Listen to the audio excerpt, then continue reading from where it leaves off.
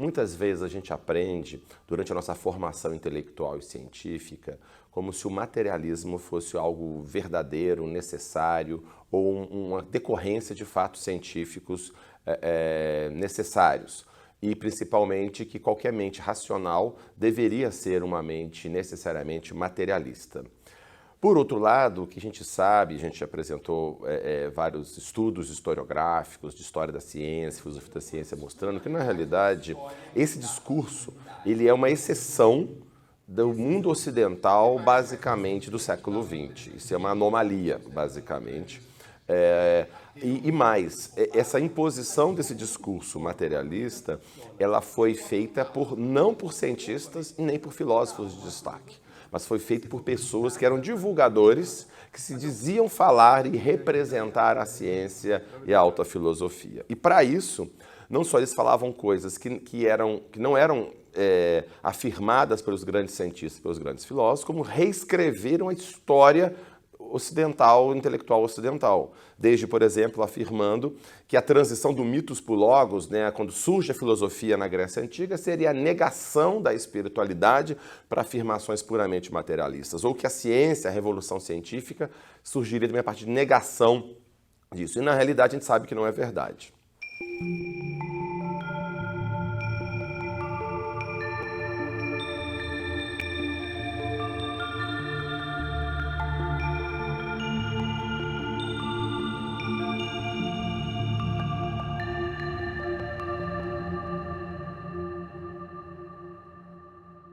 Então, uma coisa muito importante é que a cosmovisão, ou seja, a visão que eu tenho do universo, do que existe e não existe no mundo, o que é bom, o que é mal, o que eu devo ou não fazer, isso tem a ver com a cosmovisão. E a antropologia, a visão do que é o ser humano, do que é o homem. Eu sou apenas uma máquina, um robô biológico, ou eu sou um ser espiritual, por exemplo, com uma origem divina, que tem um propósito, um crescimento e uma liberdade. E o que nós destacamos com muita ênfase na nossa apresentação, baseado nos principais intelectuais, estudos, é o quanto a visão materialista de que nós somos apenas as moléculas que compõem o nosso corpo, a nossa mente, apenas a eletroquímica do meu cérebro, não existe alma, não existe Deus, não existe vida após a morte. Essa visão materialista ou fisicalista, de modo coerente, ela leva à negação de Deus, da alma e vida após a morte. De modo coerente sobre a liberdade humana, ela vai negar o livre-arbítrio. Porque não pode existir livre-arbítrio, capacidade de escolha, se eu sou fruto apenas de reações químicas, que vão seguir leis das reações químicas e as influências do ambiente. Então, o livre-arbítrio, a responsabilidade moral, isso desaparece. E mais, e se existem apenas leis químicas, o bem e o mal não faz mais sentido também. Se relativiza completamente o bem e o mal, passa a ser apenas uma imposição cultural. E mais, não só o bem e o mal não existe, como eu posso escolher o que eu acho bem e mal, e muitas vezes o que vai ser o bem é a minha busca de prazer e de poder. É isso simplesmente que importa. E isso, por exemplo, foi muito bem ilustrado tanto por Platão, num diálogo chamado Górgias, em que tem uma pessoa que chama Cállicles, que fala exatamente isso. E essa mesma ideia foi retomada no século XIX por Nietzsche. Nietzsche fala, por exemplo, que não existe bem e mal, que não existe a verdade, se não existe Deus, não existe a verdade. E ele diz mais ainda, o que nos importa é a busca do poder. E que os fracos ao resto da humanidade devem perecer. E é nosso dever de caridade ajudá-los a perecer. Está no texto O Anticristo, do Nietzsche. E que a maior aberração seria a compaixão com os fracos, que deveriam perecer. E dando continuidade de modo coerente à visão materialista, nós temos Michel Foucault, que é do século XX. Ele mesmo diz que teve uma experiência nietzschiana de vida, o objetivo de vivenciar Nietzsche. E ele fala a mesma coisa também. Não existe verdade, não existe o bem, tudo é uma questão de poder, de imposição. E baseado nisso, a meta dele basicamente era o prazer sexual e qualquer outro que fosse interessante. Tanto é que uma frase muito chocante que ele disse numa entrevista, quando foi perguntado para ele o que ele faria de bem para a humanidade se ele ganhasse na loteria na França, ele falou, se eu ganhasse bilhões de francos, o que eu faria seria criar uma instituição em quem quisesse se suicidar, fosse para lá, que essas pessoas numa orgia se curtissem com o uso de drogas até que elas morressem. Ou seja, o máximo de bem que a pessoa consegue imaginar para a humanidade é uma orgia suicida regada a drogas. Mas isso, infelizmente, é algo coerente com a visão materialista. E, por fim, também, assim como Nietzsche, assim como Foucault também, a questão do conhecimento. Passa a ser impossível o conhecimento numa visão puramente materialista. Porque se o meu aparato cognitivo, a minha mente, foi feita apenas para sobreviver e não para buscar a verdade, ela não é confiável. Isso Nietzsche fala, Foucault, o próprio Darwin levanta essa questão. A questão é que muitas vezes nós aceitamos essa perspectiva materialista da existência sem refletir muito sobre ela, porque a gente aprende como sugando leite, assim, quando você está mamando, você vai aprendendo aquilo sem perceber, e mais, as implicações que isso gera na nossa sociedade. A ideia, por exemplo, que a vida não tem sentido, o que importa é o prazer, não existe bem e mal, não existe um propósito na vida. Aí nós temos uma juventude apática, os jovens frequentemente ou estão apáticos, ou estão se drogando, ou estão buscando um prazer vicioso, e aí a gente fica assustado, por que será que há tanto suicídio, tanta desregulação de comportamento, uso de drogas, comportamento de dependência, isolamento, falta de sentido, propósito, de entusiasmo. Mas se isso, a juventude é nutrida com essas visões, naturalmente essa vai ser a consequência.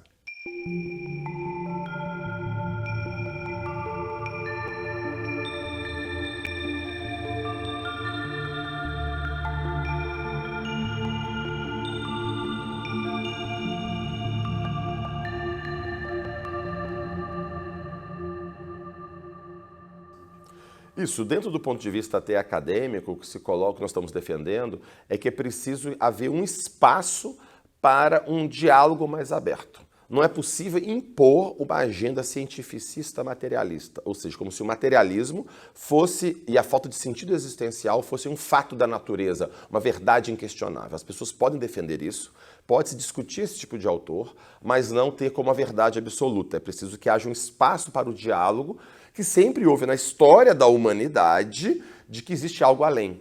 E a grande tradição, na realidade todas as tradições, na realidade, intelectuais da história da humanidade, tirando essa exceção aí do último século, é que nós temos uma natureza divina e também espiritual. Existe uma realidade divina profunda no universo, existe uma ordem, existe um cosmos, uma ordem mais profunda, e nós somos parte dessa ordem. E é nossa meta, o nosso telos, na grego, né? a nossa meta, a busca desse bem, dessa verdade, deste divino. E isso nos dá sentido existencial, e isso nos dá a certeza de que nós temos uma liberdade, existem as influências do ambiente, as influências da genética, da biologia, mas eu posso me sobrepor a tudo isso. Autores como Viktor Frankl, Karl Jaspers, Kant e muitos outros aí, Sócrates, Platão, Aristóteles, na história da humanidade, trabalham com essa perspectiva.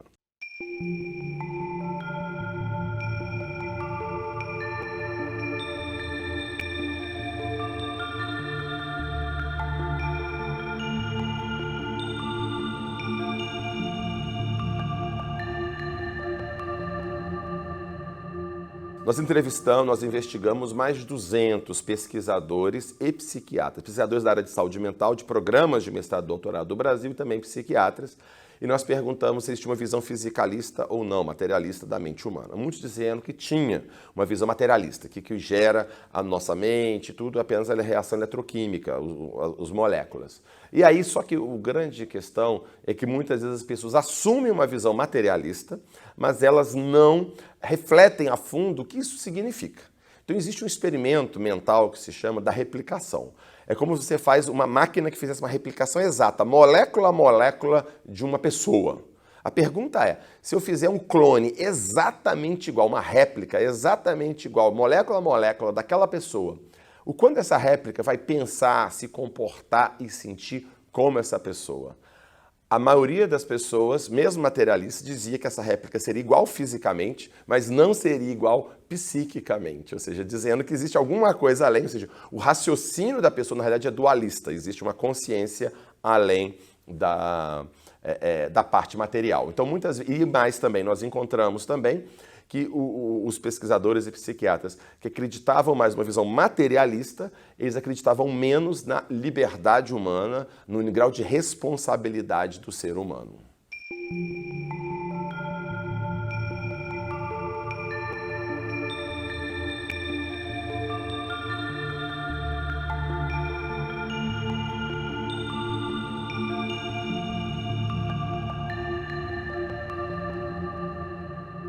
Isso já vem desde Platão, traz isso, Descartes fala isso de modo muito claro também, é que a noção de Deus ela é a garantidora da possibilidade da verdade e da racionalidade. Ou seja, primeiro, a ideia é por que o universo é racional, é passível de ser compreendido, e por que eu sou capaz de compreender esse universo que, por exemplo, pode ser expresso em leis matemáticas na física. Por que isso acontece?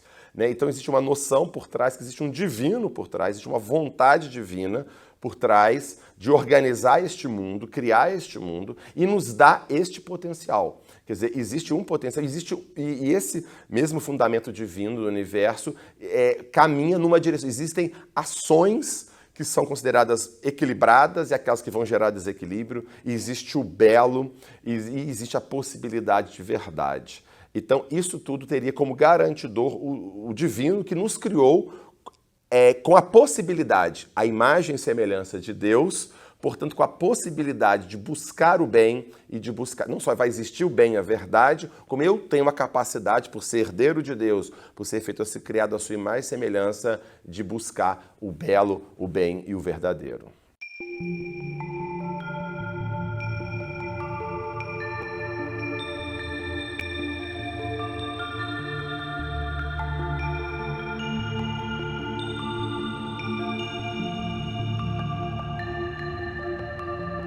Nós estamos extremamente felizes com o 6º CONUPES, Congresso Internacional de Ciência, Saúde e Espiritualidade. São mais de 680 participantes de mais de 120 cidades e 22 estados do Brasil. O Brasil inteiro está aqui presente. Tivemos pessoas das mais diversas áreas do Brasil, mas também áreas do conhecimento. Pessoas da área da física, da filosofia, da medicina, das vários ramos da medicina, da psicologia, da educação, do direito, da arquitetura. Pessoas de todas as áreas que têm interesse no estudo sério da espiritualidade e como isso pode ser trazido para a vida real. Tanto para a vida pessoal, para a vida acadêmica, para a educação, para a prática clínica, para a pesquisa. Então, nós percebemos isso, estamos ouvindo relatos aí contínuos das pessoas estão muito empolgadas, muitos até que vieram por muitos anos, continuam ouvindo, falam, é o melhor congresso que a gente veio, muitas das apresentações, tivemos apresentações artísticas também, extraordinárias, e a parte científica, a parte humana de integração, e uma coisa que nos toca muito também. O quanto esses participantes do CONUPES, ao longo dos anos, vão se tornando agentes de multiplicação. Eles criam uma disciplina na faculdade onde eles estão, os alunos criam uma liga, se cria um serviço especial de atenção à espiritualidade num hospital, se desenvolve numa sociedade médica um núcleo de estudo de espiritualidade, além, claro, da aplicação na própria vida da pessoa e na prática clínica.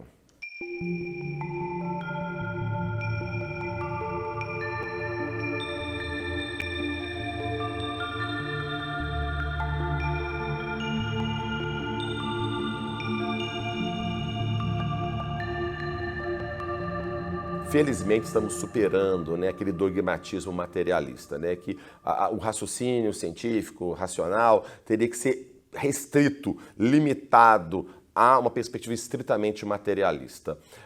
O que está cada vez mais se reconhecendo a necessidade de expandir a mente humana e as nossas possibilidades de compreensão, incluindo também a espiritualidade, incluindo a estética, a busca do bem e outros aspectos. E mais, o quanto a ciência e a razão humana podem também e devem explorar esses vários outros aspectos sem nenhum dogmatismo. Sem dogmatismo religioso, sem dogmatismo materialista, porque dogmatismo não rima com ciência. Ciência significa abertura e humildade intelectual, além de rigor metodológico.